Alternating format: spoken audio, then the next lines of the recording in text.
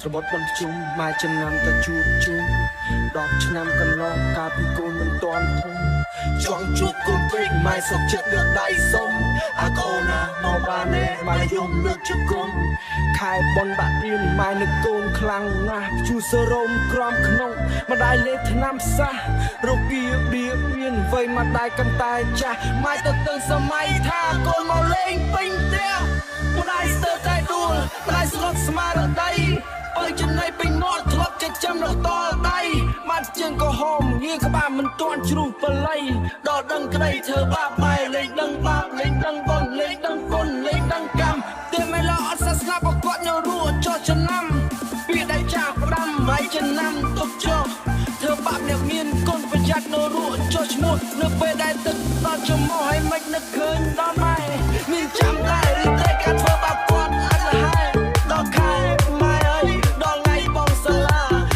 ឆ្ងល់ឬតែគាត់បានលុយមកពីណាធ្វើអីក៏សុខចិត្តឲ្យតែកូនមកសុខខេដើម្បីកូនសំណក់សុខចិត្តធ្វើកាជាគេពេលបានលុយទិញសាប៊ូទិញលេគាត់ខ្លាចកូនមិនស្អាតមិនក៏អូបដូចគេ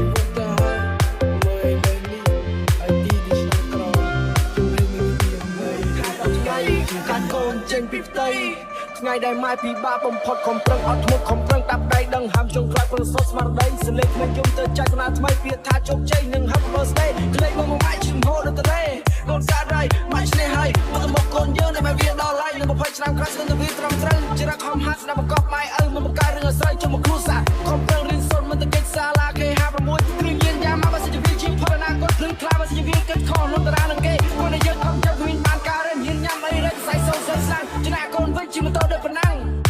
នឹកឃើញម៉ែផងនឹកឃើញម៉ែផងទូកូនធ្វើកោះរឿងច្រើនកន្លងមិនសុំឲ្យផ្សងពួកគាត់ស្រឡាញ់រូបកូនខ្លាំងចិត្តចាប់20ឆ្នាំរួចចេញពីពួកម៉ែស្ទឹងកណ្ដាលតាកណ្ដាលវាមិនឆ្កែ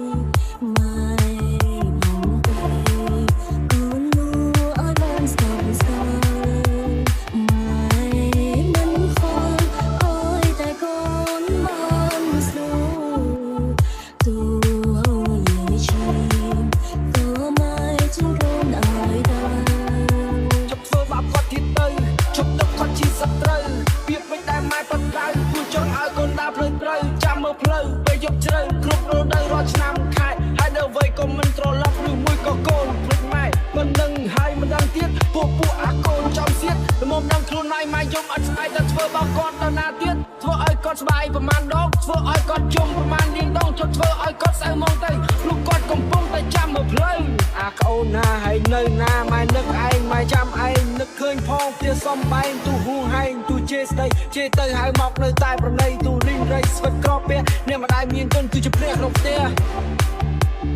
ពងកនៅឈងតនលោកអាចញ៉ាំបានត្រូវចេះរក្សាម៉ែហើយមើលថែខ្លួនប្រាំគុណបុណ្យបារមីនឹងតាមថែឲ្យសុខសាន្តជួបជុំសន្តានអ្នកម្ដាយបានរីករាយ